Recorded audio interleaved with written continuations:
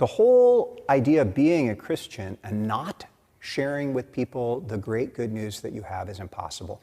Now, we don't like to try to lay a guilt trip on people about evangelism.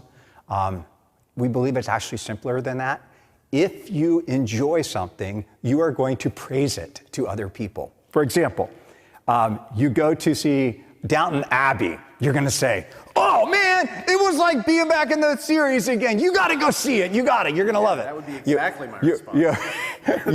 You go to a restaurant that you really love the food for. You're going to say, oh, you got to eat there. You got to go there, right? I mean, we do this all the time. Yeah. We praise to other people that which we ourselves enjoy, and it's a very natural thing.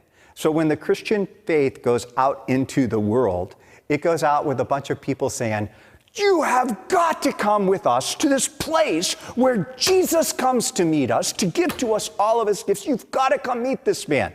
This is what you see in John 1, right? Come and see.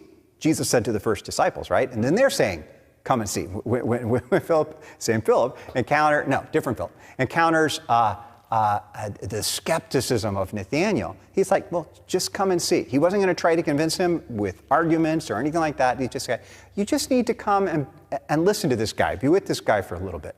And we believe that's literally what happens in this room, is that we come together in this place and Jesus himself comes into our midst through the means of grace. He's going to speak to us. We're going to hear his voice. We're going to, and we're going to show that by what we do in the room.